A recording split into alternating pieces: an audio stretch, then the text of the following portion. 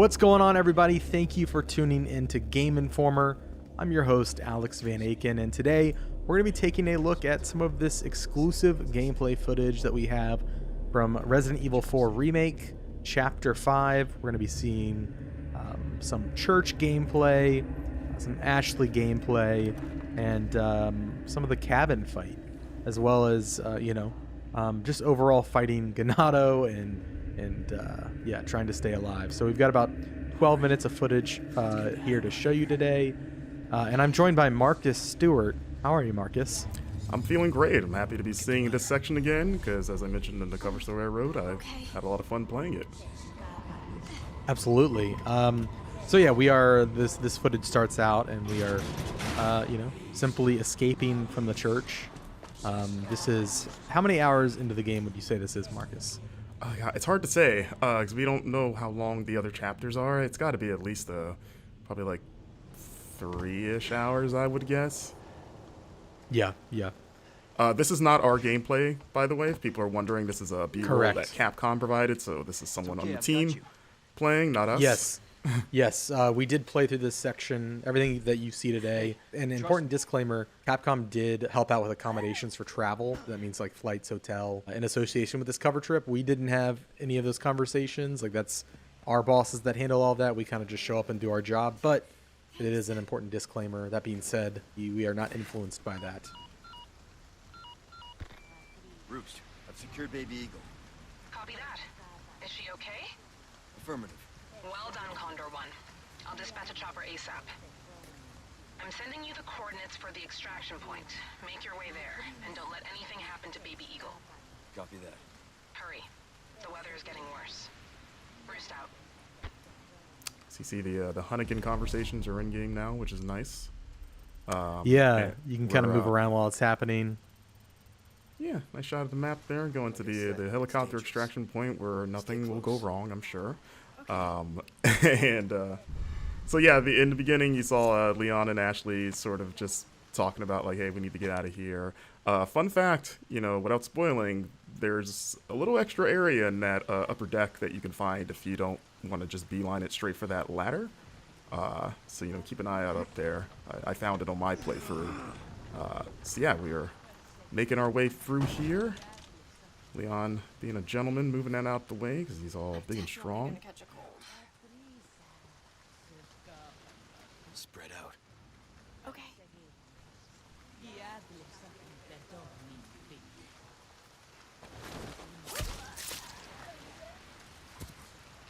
Come on. Okay.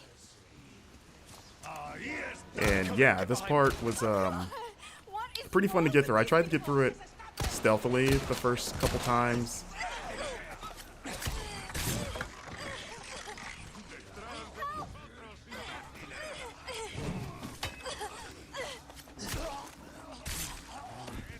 You okay?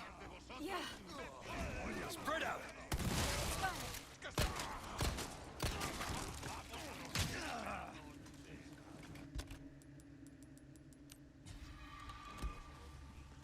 So you're gonna notice there's gonna be a few jumps in the clips here. Again, that's a Capcom thing, so this isn't going to be a straight run through of the chapter. It's gonna jump around at points, but as you can see, the flash grenade's still very effective against those tentacled, transformed Ganado.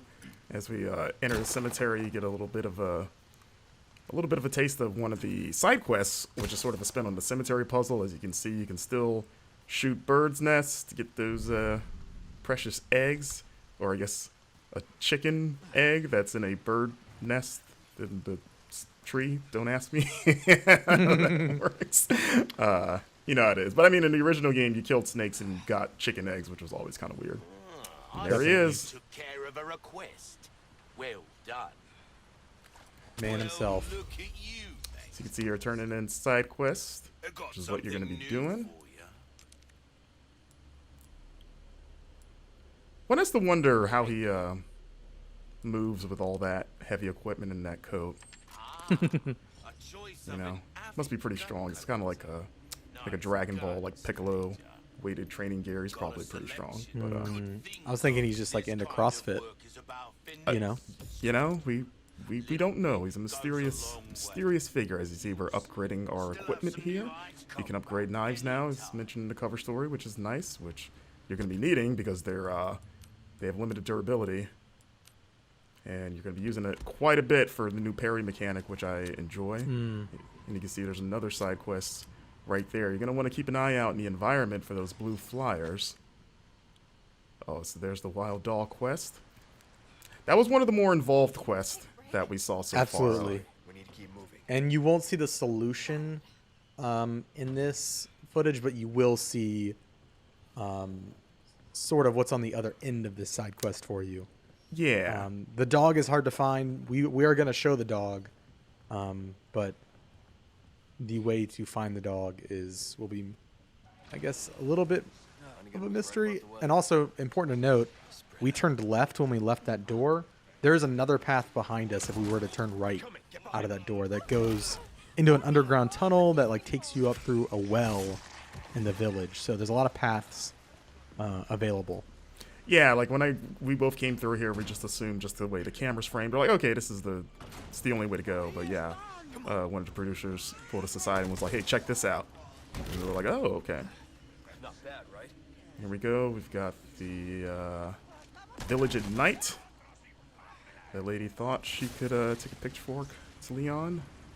Didn't work out for her. And this is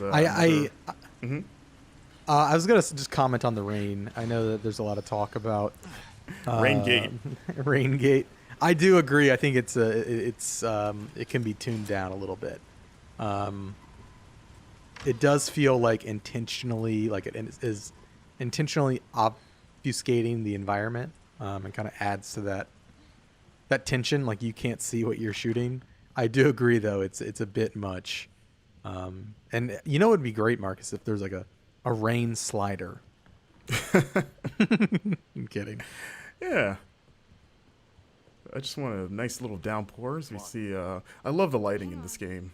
You know, like it just the bloom on the flashlight and just how dark everything is. Like it just makes especially like interiors like this. If we lift Ashley up to do her thing, get Leon up there.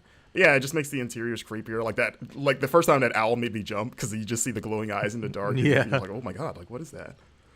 I will say there were a couple times when I was playing the demo where I was kind of in a very dark environment and Leon wasn't pulling up his flashlight, which is kind of frustrating. So I'm just kind of like clambering around in the dark. It was mostly like outdoor. Oh, there he is. The dog. Look at that thing. It's got like weird. It looks like a scorpion tail. Now that I'm looking at it again. So yeah, Capcom also pointed out, for those wondering, that this dog is not the dog that Leon can rescue in the original game, because, you know, in this game he's presumably dead. So, you know, at the time we kind of were like, oh, maybe this is the dog, but they were very clear to point out, like, nope, different dog. And you're like, okay. But yeah, that dog fight is pretty hard.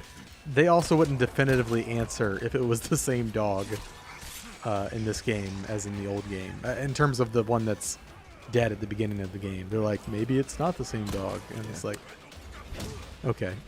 So you see a blue medallion up there as Leon takes it out. So you see it's 1 of 5. So I asked Capcom about that because in the original game it was kind of like 15 in the same area, and they said that that side quest reappears in different parts of the map. So you're going to be shooting. It sounds like you're going to be shooting medallions outside of just like the village area. And they just sort of like divided them into like batches of 5.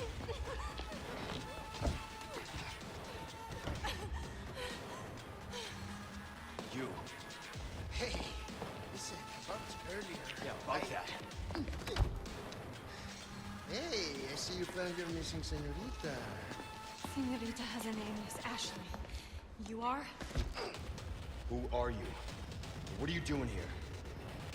Very good questions, unfortunately. Hide, now. Okay, it's game time. And due to the cuts, there's a lot of that village before the bridge that we ran over that you can you know, fight through and explore. Like there's a lot that they didn't show in this footage. It's where, at least during our playthrough, the brute first appears, the cow-headed enemy. Right. in that area just before the bridge that we crossed. But Yeah, because in the footage we've put out of this, people have seen the cow guy shows up in this Appears fight, here. but you Yeah. actually fight him well before this. So Yeah, so when it he seems shows like up in he's the gonna fight- be what were we saying? yeah, he's definitely a recurring enemy. But when he shows up in the fight, you've already had to fight him before, and so I feel like it's extra tense because it's like, oh my god, I gotta fight this guy now. Yes. So I saw some people speculating that he might be a single persistent enemy that follows you. I'm No. pretty sure that is not the case. Yeah, I think he's No, just another I have- enemy type. I have killed him several times in different areas. Yeah. Just a new enemy type. So this fight was pretty wild, as it is in the original, but even more so here. And there he is, Mr. Bullman. There's been a lot of like back and forth, like is he a cow, is he a bull? But I was like, he's got a horn there, not the a bull thing. Well, a bull is just a cow. It's a male cow. I mean, yeah, they're the same thing, but you know, like bulls have horns. Okay, You know. that's fair. That's fair.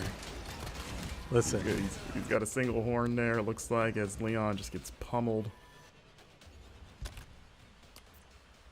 and yeah, that's the end of the action gameplay we've got to show off. This is a look at putting gems inside of treasures to increase their value. Of course, if you different combinations of gems net you different bonuses. There are now customized cases that have different bonuses. So like the black case has an increased drop rate for L resources. Yeah. And you can pick up charms as well, a little chicken charm. The charms and the cases, they give you little passive bonuses. Yeah. And you can do that stuff in the typewriter menu, as you saw. So you can't do that all the time, just when you reach those save